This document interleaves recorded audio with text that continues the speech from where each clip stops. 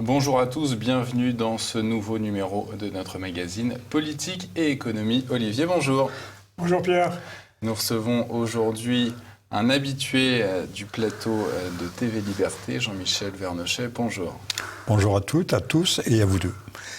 Alors, ce qui va nous occuper aujourd'hui, c'est la lutte raciale auquelle on est en train d'assister, en tout cas qui a émergé ces derniers jours. Jean-Michel Vernochet, pour ceux qui ne vous connaissent pas, je rappelle à nos téléspectateurs que vous êtes essayiste. Votre dernier ouvrage en date, Covid-19, chronique d'une pandémie. Comme je le disais à l'instant, c'est plutôt les luttes raciales qui vont nous intéresser aujourd'hui. Jean-Michel Vernochet, comment la mort de George Floyd, cet Afro-Américain, mort pendant son interpellation par un policier blanc, a-t-elle pu prendre une telle ampleur ? Peut-être parce que le terrain était préparé, peut-être parce que le Covid lui-même, cette rétention, tout d'un coup, quand on ouvre, on fait passer du très chaud au froid, ça se vaporise, comme on peut faire des erreurs avec son four à micro-ondes. Là, il y a eu une espèce de déflagration, de détonation, mais le terrain était prêt et surtout, il a été préparé. Quand on sent que Black Lives Matter, quand on y regarde un petit peu près, est une organisation soutenue par les immenses milliardaires de la philanthropie. Tout le monde connaît le nom de George Soros. Et puis également soutenu en connexion très étroite avec les mouvements LGBT. Donc on voit bien que tout cela, l'exploitation qui a pu être faite avec la complicité quand même des très grands médias qui se sont tous engouffrés, peut-être parce qu'ils partagent un certain nombre de ces points de vue de défense des minorités. Cet effet zoom des médias. Effet zoom, effet grossissant, alors que l'épisode lui-même prête à réflexion. Apparemment, Floyd connaissait très bien son meurtrier, je dis son meurtrier, pas son assassin, parce qu'assassin, cela signifie qu'il aurait pu... Préméditation. Qu'il y ait une préméditation, bien entendu. Derek Chauvin, le policier blanc, connaissait... Avec un nom Chauvin, qui est un nom prédestiné, en quelque sorte. Ils travaillaient ensemble comme videurs de boîte de nuit. Puisque on n'est pas en Union soviétique, mais on fait des emplois annexes. Ils se connaissaient. Même, alors là, je ne sais pas, on tombe dans l'anecdote pure. On disait que Floyd fricotait un peu avec la petite amie de Chauvin, mais ça n'explique pas que Chauvin soit resté 9 minutes, le genou a écrasé la nuque, la gorge, ou on dirait la nuque même.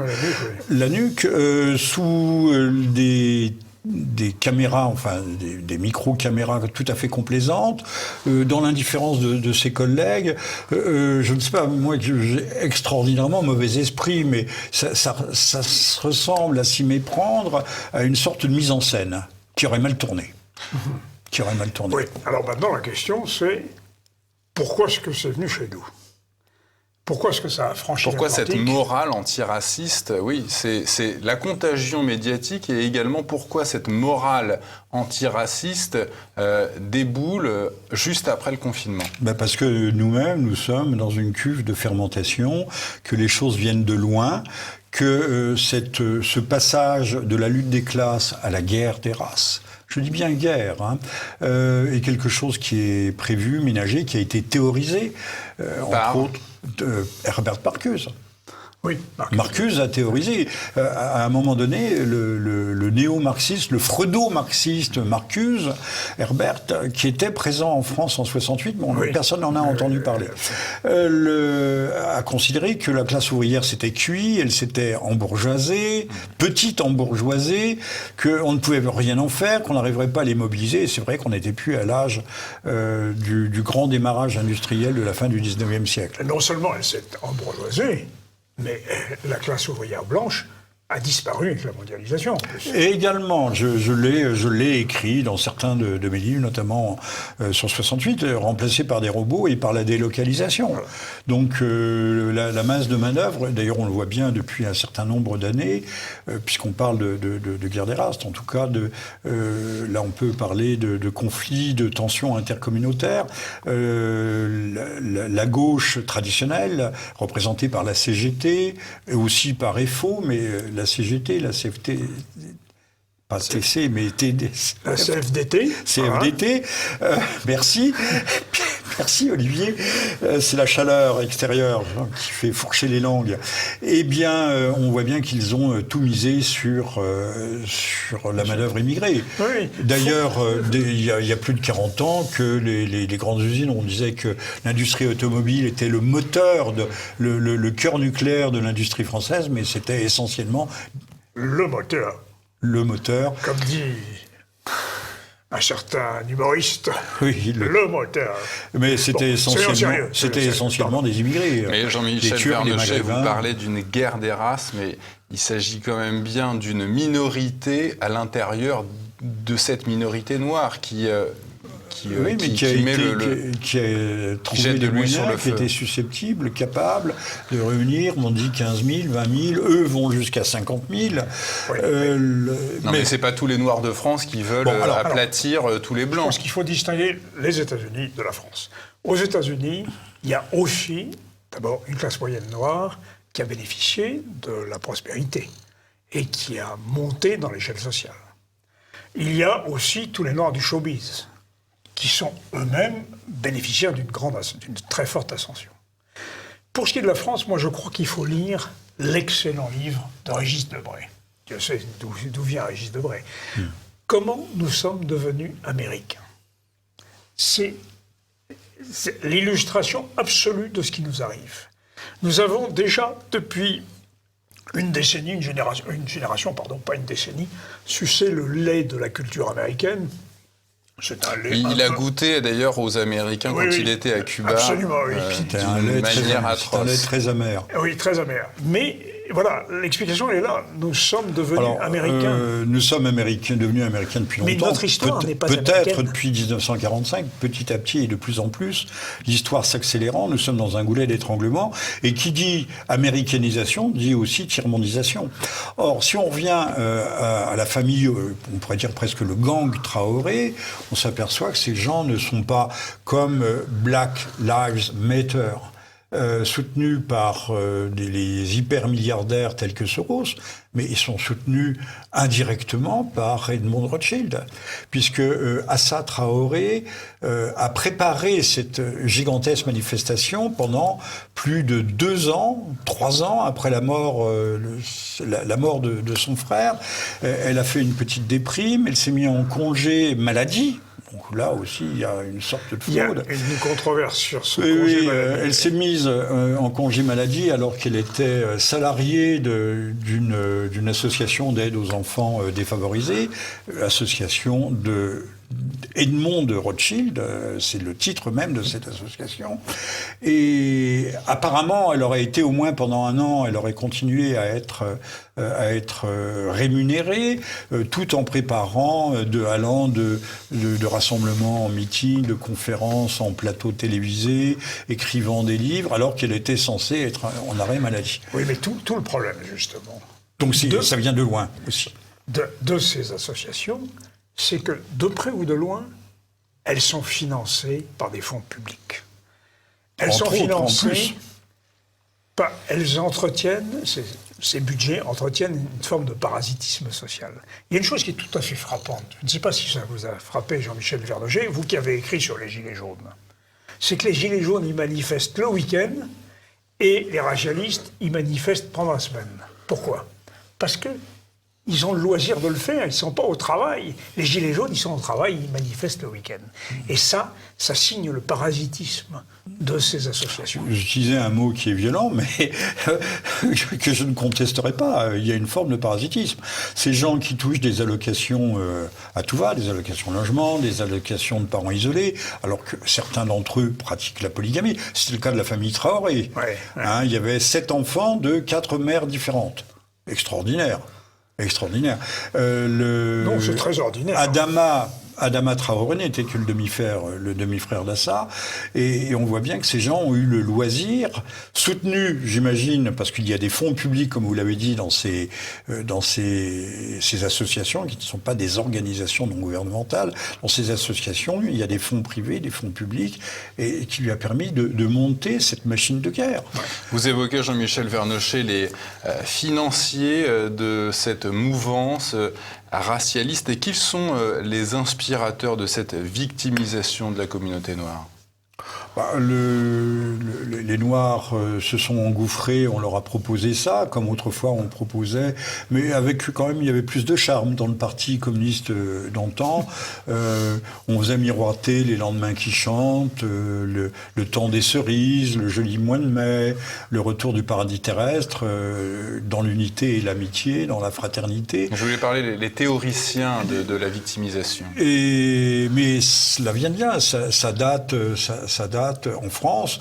On a à la fois un homme qui était tout à fait remarquable et plutôt modéré au départ, un Antillais, Frantz Fanon. Oui, Frantz Fanon, oui, bien sûr. Peau noire et masque blanc, mais également il a écrit Les damnés de la terre, il s'était rallié à l'Algérie, justifiant la violence, les massacres. Et puis on a eu un autre pied noir, Albert Memmi, qui a pris la suite de Fanon. D'ailleurs, il s'en recommandait. Et ça, c'est dans les années 50. Donc le travail, il y a une préparation du terrain psychologique, psychique, et toute l'intelligentsia s'est engouffrée là-dedans. Au moment où il y a eu la grande rupture avec le Parti communiste à Budapest, eh bien tous se seront retombés, se seront reconvertis dans le tiers-mondisme. Ouais. Sachant que le tiers-mondisme et l'anti-impérialisme, l'anticolonialisme sont la substance originelle même du communisme. 1919, 1919, la révolution date de fin 1917. Le Comintern, donc le Parti communiste internationaliste est créé à Moscou. L'année suivante, à Bakou, se réunit le Grand Congrès des peuples d'Orient, qui vise à la subversion totale et à cette guerre des races dont nous parlons aujourd'hui. C'est très juste ce que vous dites. Jean-Gilles Malgarakis a fait un petit texte sur le Congrès de Bakou, un petit livre sur le Congrès de Bakou, et je l'avais reçu sur ce même Oui, plateau. Il avait repris... Qu'est-ce que vous répondez, Jean-Michel Vernochet, à ceux qui considèrent qu'il y a un véritable racisme systémique en France? S'il y a un racisme, si on pousse la logique un peu plus loin, ça veut dire vous êtes blanc, vous êtes raciste. Donc la seule façon de ne plus être raciste, c'est de vous éliminer.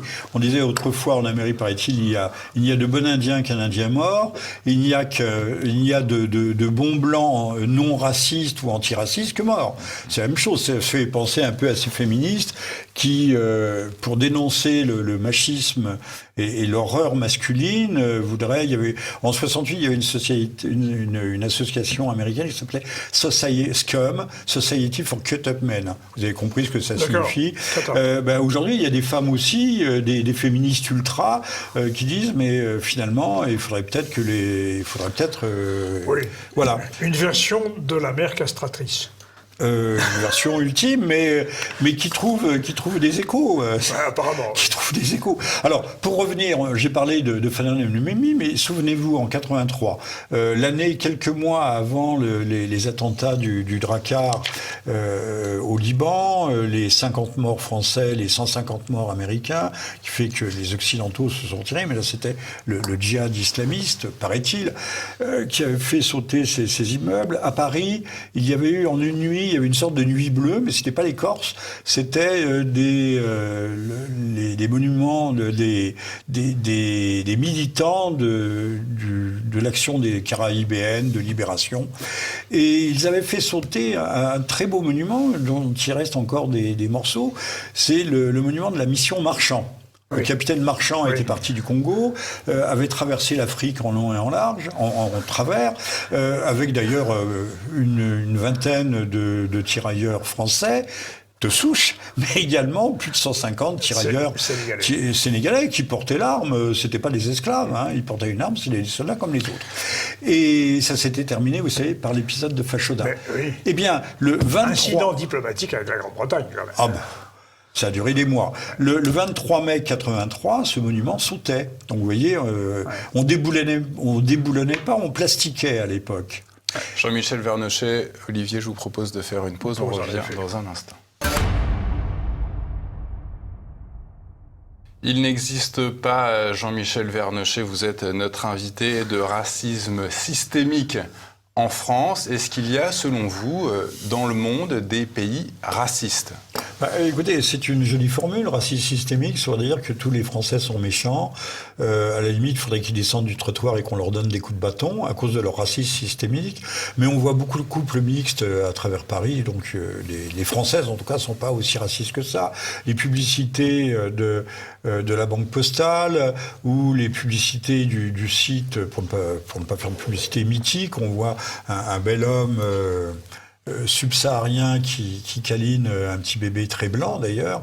Le systémique, qu'est-ce que cela veut dire ? C'est une sorte de péché originel. Mais là, c'est un péché originel indélébile dont on ne pourrait pas se racheter. Ou alors, se racheter en se mettant à genoux. Pourquoi pas ? Je ne vous dis pas ce que l'on fait une fois qu'on est à genoux. Ça ne veut rien dire. Ça ne veut strictement rien dire. Mais le fait que les communautés ne se mélangent pas forcément. J'entendais le témoignage, mais je l'ai entendu pour l'Afrique du Sud, je l'ai entendu il y a longtemps et récemment pour les États-Unis.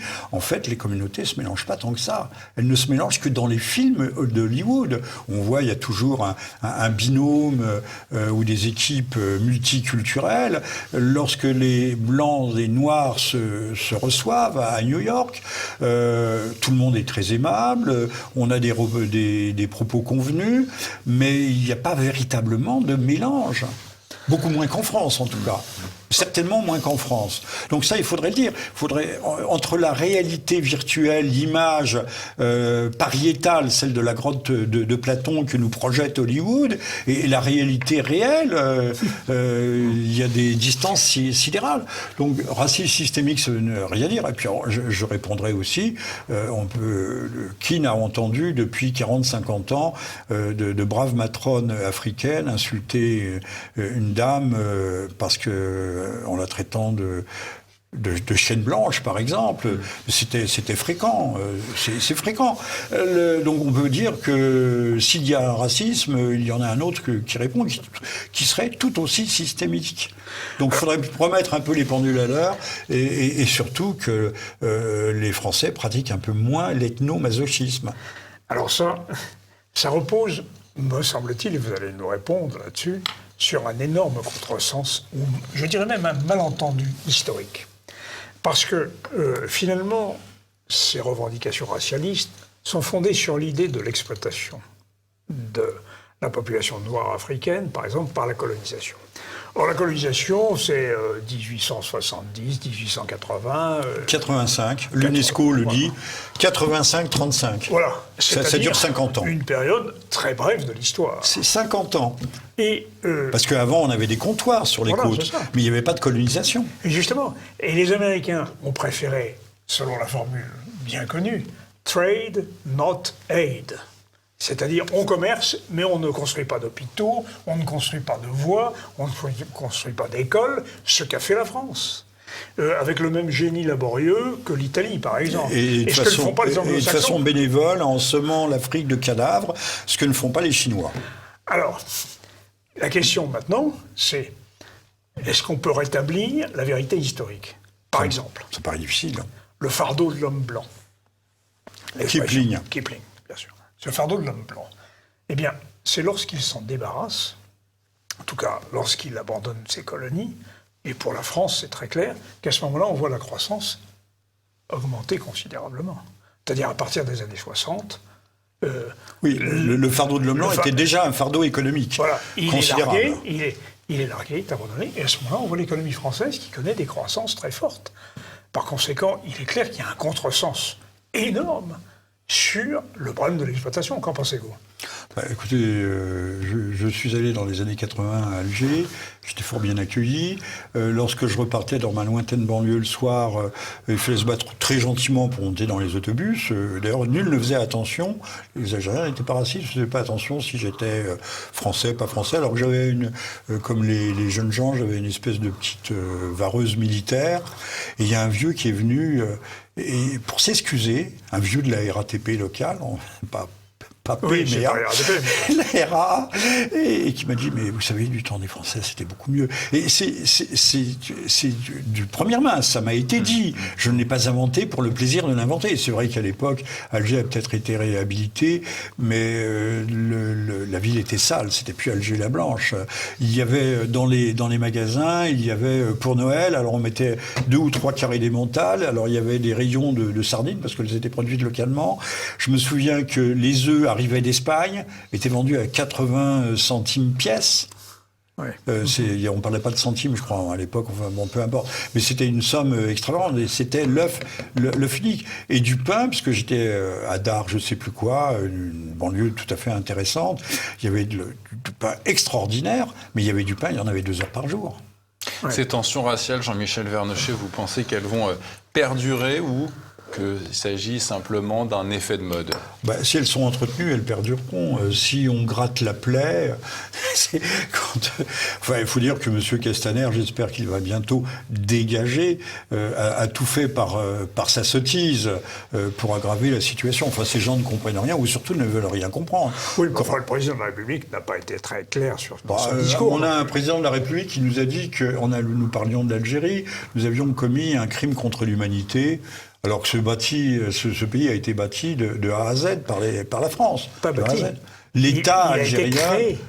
La France a créé l'Algérie. Oui. Il n'y avait pas d'Algérie. Qui était une colonie turque. Voilà. Et une colonie qui était plutôt à l'abandon et qui, il faudrait peut-être le dire, dont l'économie était basée sur l'esclavage, c'est-à-dire sur barbaresques. Les barbaresques. En fait, ça vient de Frédéric de Barberousse, qui était un grec. Les barbaresques qui rasiaient la Sardaigne, la Corse, qui rasiaient les côtes italiennes et qui venaient enlever les femmes et les enfants jusque dans Nice. Jusque dans Nice. Oui. La France n'a colonisé l'Algérie que pour mettre fin à cette guerre de course. Je ne sais pas si c'était une guerre de course. En tout cas, à cette guerre ou à cette piraterie barbaresque à travers la Méditerranée. Ça, on ne parle jamais des esclaves blancs. Et qui se souvient de l'étymologie d'esclave? C'est slave. C'est slave, bien sûr. Et alors que le mot latin, c'est servus. Bien sûr. Donc, les Slaves rasiés sur les côtes... Et on ne parle pas des grands trafics transsahariens avec les esclaves noirs qui arrivaient bien avant le commerce triangulaire, que ce soit pour la France ou l'Angleterre. Vous savez qu'en Irak, par exemple, il y a 400 000 Noirs irakiens qui sont en situation actuelle de dissidence, qui reçoivent les échos lointains de cette revendication de la négritude, comme parlait M. Senghor, et qui sont eux-mêmes entrés en révolte contre le gouvernement. Et leur leader a été tué. Il faut savoir qu'il y avait autrefois, ça ne doit plus exister maintenant, il y avait dans la Mecque, il y avait ce qu'on appelait les moulakat. Les moulakat, c'était des grandes banderoles verticales qui comportaient des poèmes pré-islamiques, anté-islamiques. Ouais. Et il y avait notamment les poèmes d'Antar, qui était le fils d'une esclave noire. Ouais, donc parmi les, mais on avait des concubines noires, mais les Arabes n'ont jamais véritablement gobé les Noirs. C'est la distance. Alors là, pour le coup, je ne sais pas s'il faut dire raciale, mais culturelle, pas religieuse, puisque les Noirs se convertissaient à l'islam, oui. Mais il y avait quand même des différences extrêmement marquées. J'ai connu moi-même à Bagdad le quartier des Noirs, c'était vraiment une sorte de petit ghetto. Oui, ce sont des populations issues du Ghana et de Tanzanie, bien sûr, c'était des Bambassa qui ont été déportés. Et vous êtes savant, cher Olivier. Non, c'est la réalité qui doit être reconnue. Jusque dans les années 60, il y avait encore des esclaves noirs dans les champs turcs de la République kémaliste turque. J'en ai vu. Et Oman, vous avez une population noire aussi. Ce qui ne veut pas dire que les esclaves étaient maltraités, pas nécessairement. Pas toujours, en tout cas. Pas toujours. En Mauritanie, on parle de l'esclavage, mais ils font partie de la famille. C'est le jour où ils perdent leur statut d'esclave, les choses vont beaucoup plus mal. Oui. Et ils se retrouvent rapidement clodo. Cela étant, les Sénégalais n'aiment pas du tout les Mauritaniens. Moi, je me rends souvent au Sénégal, je peux vous dire que... Et l'esclavage entre Noirs, on va arrêter sur le chapitre ethnographique, mais les Peuls, les tout couleurs, Raziel et les populations, les Peuls, les tout couleurs sont des Noirs, mais qui pratiquaient bien l'esclavage. Et Faidherbe, dont on vient de déboulonner la statue à Lille, puisque Faidherbe avait construit des forts le long du fleuve Sénégal pour empêcher les razzias des Maures, des Mauritaniens, sur les populations sénégalaises. Pour les réduire en esclavage. Justement, Jean-Michel Vernochet, à propos de ces démontages, ces déboulonnages de statues dans les espaces publics, on voit d'un côté que l'État finance des associations dites antiracistes, et en même temps, on entend ces derniers jours le président Macron dire que l'État ne déboulonnera pas ces statues. Donc, qu'est-ce que cette espèce de schizophrénie il faudrait déboulonner Jules Ferry, par exemple, c'est ça. Qui a fait un discours sur les devoirs. Il parlait des devoirs des races supérieures. Il parlait de races supérieures à l'égard des races inférieures. Dans les années en 36, je crois, également, Léon Blum, a repris un peu cette thématique. Un peu édulcoré, mais il parlait aussi des races, de nos devoirs à l'égard des races inférieures. Les Madès France ont fait leur fortune à Bordeaux avec le commerce triangulaire, comme beaucoup d'armateurs d'ailleurs, tels que les Madès France. Là, il faudrait déboulonner beaucoup de statuts. Mais sur cet esprit schizophrénique qui donne à ces associations sans jamais leur dire oui, en fait, on finance ces associations. Et on leur dit pas non. Voilà. On leur dit non, on déboulonnera pas. C'est de la schizophrénie à l'état pur, mais c'est aussi, vous savez très bien, pendant ce temps-là, on ne parle pas des gilets jaunes, pendant que ces gens occupent la rue, ça divertit au sens vrai du terme, on ne parle pas de la crise qui est en train de venir, qui sera la véritable deuxième ou troisième vague, c'est la crise économique. Alors on manie l'épée de Damoclès, j'entendais encore quelqu'un ce midi, un médecin, un savant, nous disant, dans ce type de pandémie, il y a toujours un retour, alors on prenait l'exemple de la grippe asiatique, non pas la grippe asiatique, de la grippe de la grippe espagnole, qui était passée par le Mexique, mais qui était une grippe asiatique aussi. Et en disant, il y a eu un retour en 68 aussi, ça a été en deux vagues, 68, 69. Aujourd'hui, on se souvient des événements de 68. Ça a été bien pire que le Covid. Mais bien sûr. Mais bien pire. Bien sûr. Mais à l'époque, on s'en tamponnait le coquillard. Oui, pour parler... Alors, un mot sur les déboulonnages de statues. Oui, c'est très important ça. Moi, je sais que je serais devenu enragé si on touchait à Colbert. Et on dit Colbert, le code noir. Sauf manque de chance, c'est que le code noir a été édicté après la mort de Colbert, soit 7 ou 8 ans après la mort de Colbert, et qu'il donnait justement, il structurait, et il donnait des droits à ces gens qui étaient autrefois victimes de l'arbitraire, je ne dis pas des béquiers, mais en tout cas des armateurs qui possédaient d'immenses possessions.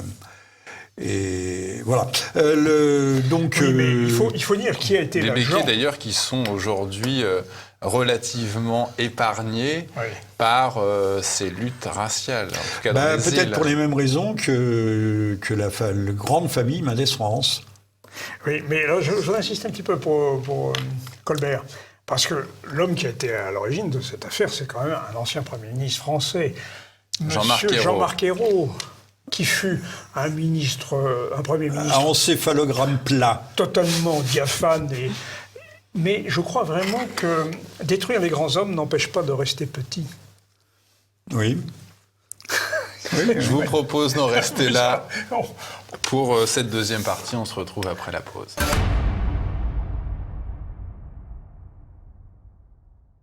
Toujours en compagnie de Jean-Michel Vernochet pour évoquer cette lutte des races que l'on voit dans les médias Jean-Michel Vernochet, est-ce que le modèle républicain d'assimilation est encore viable avec le niveau d'immigration que connaît notre pays? Vous faites preuve d'un optimisme réellement très coupable. C'est une question. Il n'y a jamais eu de politique d'assimilation véritablement et à peine de politique d'intégration. Jamais. Jamais. Ça aussi, ça fait partie des mythes non pas républicains, mais des mythes tout court. Regardez là, on va pratiquer l'assimilation en commençant à enseigner l'arabe dès le primaire. C'est ça que vous appelez de l'assimilation? Oui, non, mais à l'époque des années 30, est-ce qu'il n'y avait pas une assimilation des Portugais, des Espagnols, des Italiens, Polonais? C'était des populations européennes, de religion catholique, c'est-à-dire la même. Il n'y avait pas d'assimilation à faire? Il n'y avait pas d'assimilation, ils s'assimilaient d'eux-mêmes, ils s'assimilaient mais les Polacs, les Ritals, tout ça... ils s'assimilaient par le travail. Oui. C'était un espèce de mini-racisme. Et n'oubliez pas qu'ils étaient tellement bien assimilés que le Front populaire a renvoyé en 48 heures, 72 heures, a rempli les trains de Polacs, séparant les couples qui existaient, les familles, renvoyaient massivement les immigrés qui étaient des immigrés européens. Non, mais là, on n'est plus dans le même cas de figure. Il y avait quand même une continuité, une homogénéité culturelle, européenne, bien sûr. Religieuse, confessionnelle. Combien de reines et de princes français ont été rois de Pologne, par exemple. Oui. Toutes les familles étaient liées. Dont Henri III, d'ailleurs. Dont Henri III, voilà. Les Anjou qui ont si bien régné sur Chypre, il y a eu la fameuse Elżbieta qui a été reine de Pologne. Bon, passons là-dessus. Il y avait une homogénéité européenne. Là, on est dans un autre cas de figure, avec des cultures, j'ai bien des cultures, je ne parle même pas de religion, des cultures qui sont très, très différentes de la nôtre. Et quand je dis les cultures, ce sont des modes d'être, des comportements. De la part de gens aussi, les nouvelles générations s'intègrent, mais elles s'intègrent spontanément par le travail et par la volonté aussi de réussir. Je parle des toutes nouvelles générations, pas ceux qui dealent dans les banlieues. L'intégration se fait par là, mais les autres parlent à peine le français, ils n'ont pas envie de l'apprendre d'ailleurs. Notre culture ne les intéresse pas. La crise racialiste que nous vivons aujourd'hui rend très malheureux ceux qui sont assimilés. C'est une souffrance pour eux. On les voit qui témoignent sur les réseaux sociaux. Oui, c'est une souffrance. Et parce que, étant assimilés, ayant joué le jeu, ils se considèrent désormais comme entre deux chaises. Et peut-être se demandent-ils s'il va falloir demain choisir leur camp. J'ai oublié son prénom, il y a un jeune, peut-être son nom entier. Toussaint, oui. Non, ça, c'est le nom, c'est Greg, voilà. C'est Greg que je cherchais, qui fait une sorte de rap parlé, plutôt élégant, très habile, très volubile et très habile, mais il dit des choses qui sont... peut-être que toutes ces vidéos ne sont pas du même niveau, mais il y en a une ou deux, je vous recommande d'aller voir Greg Toussaint. Greg Toussaint, il vaut le détour. On a entendu aussi comment s'appelle-t-il? Son nom est en train de m'échapper. C'est un sportif, non? Autant que je me souvienne. Ah, Carteron? Oui, Carteron. Le boxeur. Carteron, c'est un nom qui vient des Antilles. Oui, bien sûr. C'est un nom tout trouvé. Oui. Il y avait des octavons, des Carterons et... Oui, ce qu'il y avait... D'ailleurs, De Gaulle, dans son discours, avait fait l'erreur de vocabulaire en désignant un carteron de généraux en retraite. Oui. Un carteron, ça désigne pas 4 personnes, ça désigne quelqu'un qui a un quart de sang africain. Bon. Vous évoquiez rapidement, Jean-Michel Vernochet, tout à l'heure, ce racisme anti-blanc. Qu'est-ce que vous avez pensé l'autre fois de cette opération du mouvement Génération Identitaire lors d'une manifestation du lobby de la communauté noire? Ils ont été arrêtés, on les a traités de fascisme, donc ça veut dire que les Français n'ont plus de souche. Je ne suis pas identitariste, mais pas du tout. Mais ils n'ont plus le droit de s'exprimer, ils n'ont plus le droit d'exister. C'est extraordinaire. Alors, au moment où ceux qui avaient déployé une banderole sur une mosquée en construction ont été relaxés par la justice. Oui, c'est intéressant. C'est quand même bon signe, parce qu'ils n'avaient pas commis de dépradation, ni de dégradation, encore moins. On arrête alors là, si on peut parler d'un racisme policier, enfin, en tout cas, de comportement discriminatoire, voire arbitraire, c'est bien à l'égard des Blancs. Alors, je voudrais utiliser cette formule qui n'est pas de moi, mais de dire qu'en fait, l'antiracisme, c'est vraiment le faux-nez ou l'expression du racisme anti-blanc. L'antiracisme cache en fait un véritable racisme anti-blanc. On veut nous faire rentrer dans le trou. Que veut-on? Alors, les pieds noirs d'Algérie se sont repliés sur la métropole. Mais nous, où va-t-on se replier? On a vu les Sud-Africains qui sont repliés en Ukraine, mais ils ont été chassés par la guerre. Certains sont allés en Australie, en Nouvelle-Zélande, je parle des paysans, les autres sont assassinés sur place. Mais vous traitiez tout à l'heure, en tout cas, vous disiez, Jean-Michel Et ce n'est pas secret, ce sont des faits. Que cette opération médiatique...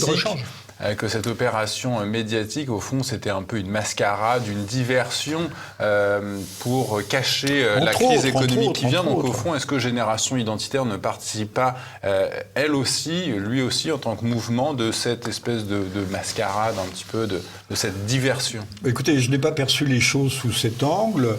Ils ont voulu dénoncer le racisme anti-blanc, qui est, je viens de le dire, pour moi, l'expression même... c'est l'antiracisme, ce qui est l'expression de ce racisme anti-blanc. Insistons sur ce point. Il serait temps, je pense, d'appeler un chat, de dénoncer ce qui est. Je le vois depuis... L'antifascisme, c'est devenu le fascisme. L'antiracisme, c'est devenu le racisme. Je ne sais plus qui disait un jour les antifascistes seront les fascistes. D'ailleurs, c'est Thomas Sowell. Bon, alors c'est pas la meilleure référence. Et Thomas Sowell le disait aussi d'une autre façon. Intellectuel noir américain. Grand intellectuel noir. Oui. Alors, qui mérite qu'on le cite. Il écrivait déjà il y a 30 ans, il disait, alors il déroulait pas son tapis de prière, puisqu'il n'était pas musulman. Il disait, chaque jour je prie Dieu et je le remercie d'avoir fait mes ancêtres esclaves. Parce que si mes ancêtres n'étaient pas venus sur la terre d'Amérique comme esclaves, jamais je ne serais, moi, devenu Thomas Sowell. Oui. C'est un grand universitaire, un espèce de Jules Monroe, tout à fait, oui. Hein? Mais il est assez méconnu en France, bien sûr. Oui. On connaît les mauvais chez nous. Oui, exactement. Parce que ce sont ceux qui sont médiatisés. Hein. Est-ce qu'il n'y a pas quand même dans le mouvement racialiste actuel quelque chose qui s'apparente au processus révolutionnaire? Je m'explique. Nous avons eu SOS Racisme, qui était une émanation du PS. Mais qui était, disons... De l'Élysée, même. Oui, de l'Élysée. Et puis de Mitterrand, de M. Attali, Julien Drey, Harlem Désir. Mais vous avez remarqué qu'SOS Racisme est en position très difficile actuellement. Il n'ose pas toujours se prononcer en faveur des revendications racialistes. Est-ce que nous ne sommes pas dans la surenchère révolutionnaire qui va encore plus loin, vous savez Mais Olivier Pichon, vous avez parfaitement raison, vous venez de mettre le doigt au cœur de la plaie.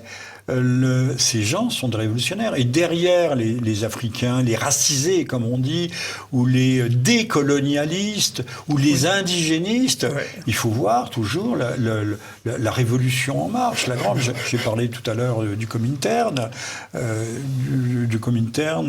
qui voulait déjà agir. À l'époque, il s'agissait de chasser les Anglais de leur empire. C'était l'Afghanistan, c'était les Indes, puisqu'on disait les Indes, c'était la Chine.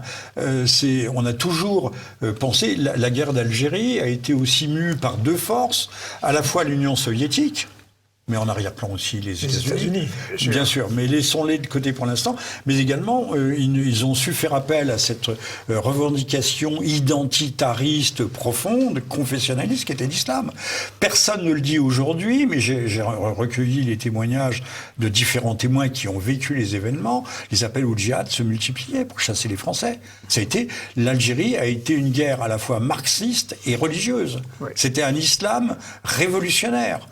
Et aujourd'hui, la révolution couvre toujours. Il y a toujours des gens qui n'ont pas renoncé à la faire. Alors, ce qu'il y a de paradoxal, c'est que ce sont ceux qui, en 68, voulaient la faire, qui sont aujourd'hui les commissaires politiques idéologiques, qui nous disent ce qu'il faut penser dans les grands médias audiovisuels. Ils ont été eux-mêmes remplacés par des plus virulents. Mais à la limite, on peut dire que ces fameux indigénistes, décolonialistes, indépendantistes, autonomie, tout ce que vous voulez, ou même zadistes, sont des gens qui sont manipulés par beaucoup plus fort qu'eux. Jean-Michel Vernochet, ces derniers jours, on a assisté à des affrontements à Dijon opposant certains membres de la communauté maghrébine, j'imagine aussi certains membres de la communauté tchétchène. C'est des affrontements qui ont pu, on peut le dire, mis les forces de l'ordre en difficulté. Est-ce qu'au fond, vous ne pensez pas que c'est cette vitalité qui manque aux Gilets jaunes pour aller au fond des choses? Les gilets jaunes, on les éborgne, on leur tire à tir tendu dans le visage, on les défigure, les grenades arrachent les mains, ils se font bastonner, la répression est très dure. Alors qu'à Dijon, il n'y a pas eu de répression du tout. On a laissé faire pendant 3 jours, presque 4 jours, les Tchétchènes remettre de l'ordre, mais si vous regardez bien, ce type d'incidents sont pas rares. À Perpignan, ce sont les Maghrébins contre les Roms ou les Gitans, voilà. Rome ou Gitan. Et c'est une constante. Je me souviens, c'était 67 ou 68, il y avait 3-4 kilomètres et plus de cars de garde mobile lorsque les Maghrébins affrontaient les Juifs d'Afrique du Nord. Ça devait être après 67, en 67. Donc les affrontements intercommunautaires... Oui, vous avez dit 67 à cause de la guerre. À cause de la guerre. Ce qui veut dire qu'en fait, la société plurielle ne marche pas, le multiculturalisme est un préjugé qui nous coûte déjà cher, centaines de milliards par an. Nos amis qui viennent, les économistes, pourraient valider ce propos. Même la Cour des comptes avait chiffré à quelques milliards, 6 milliards, je crois, le coût de l'immigration. Vous multipliez par 10 au minimum. J'aimerais les externalités négatives de l'immigration. Donc le communautarisme, l'huile, alors sans parler de race, mais l'huile ne se mélange pas à l'eau. Certains parlent... Sauf quand on secoue très fort. Mais ensuite, chacun prend sa place. Et on l'a vu avec l'Afrique du Sud, les Blancs étaient les patrons, et c'était pas plus mal que ça. Il y avait 2000 morts par an d'affrontements intercommunautaires. Les Blancs mettaient le bon ordre entre Zoulou et Kossa. Oui. Aujourd'hui, il y a 20-25 000 morts. C'est la guerre civile permanente, mais personne n'en parle. Ouais. Voilà, personne n'en parle. Certains parlent de sécession du territoire, d'autres de remigration pour mettre un terme à ces tensions raciales. Jean-Michel Vernochet. Sécession du territoire. Mais le plan avait été envisagé pour l'Afrique du Sud. On l'a envisagé, il y avait un plan, il y en a même eu plusieurs pour l'Algérie, ça n'a jamais fonctionné. Pour nous, si on continue comme ça, ce sera la valise ou le cercueil. Les autres sont plus virulents, ils sont plus jeunes, et puis ils ont le bon droit et la morale avec eux, puisque nous sommes racistes. Il faudrait se débarrasser une bonne fois pour toutes de cette culpabilité, qui est une folie. C'est pathétique. Bien sûr, mais vous l'avez dit tout à l'heure, la valise ou le cercueil, certes, mais nous n'avons pas de patrie de rechange. C'est ce que je disais à propos des Sud-Africains. Maintenant, nous sommes le dos au mur. Alors, je ne sais pas si c'est le Rhin, le mur. Quel rapport à l'Afrique? Mais sauf à ce qu'on se dissole. Question, Jean-Michel Vernochet, quel rapport à l'Afrique et la France doit-elle avoir? Les rapports plus pragmatiques. On en a déjà du pragmatisme.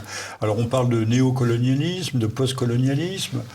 Il faudrait que l'Afrique se prenne elle-même un peu en charge, surtout bannisse des élites qui sont corrompues. Et si la France peut faire quelque chose, c'est à la fois de former, elle le fait, mais de promouvoir de véritables élites qui aient le sens du bien commun et non pas le sens de la tribu et du clan. Et puis peut-être que la France arrête de mener des guerres comme en Libye. Quand un chef d'État tente de proclamer l'indépendance totale de son pays. Monsieur Kouchner, associé à monsieur Lévy, on dit qu'il fallait empêcher un bain de sang. Le bain de sang, il continue depuis 2011. Oui. Continue. Et monsieur Kadhafi avait l'amabilité de retenir les migrants africains, parfois à coups de trique d'ailleurs. Il n'y allait pas avec le dos de la cuillère. Mais maintenant, on a la poche de puce est vidée. Et nous, on accueille, et on continue d'accueillir, puisque ceux qui sont censément reconduits à la frontière restent sur le territoire. De quoi vivent-ils ? C'est la fin de cet entretien, cher Olivier, cher Jean-Michel Vernochet. Je rappelle le titre de votre ouvrage. Il s'agit d'un autre sujet, mais non moins intéressant, Covid-19, chronique d'une pandémie. Et pour nos téléspectateurs que le sujet intéresse, je rappelle ce Zoom. Anne-Sophie Nogaret, Samy Biazoni, au titre un petit peu provocateur, la guerre des races est déclarée. C'est donc sur tvliberté.com. Merci, cher Olivier. Merci, Jean-Michel Vernochet. Merci, cher Pierre. Merci, cher Olivier. Merci à toutes et à tous. Voilà.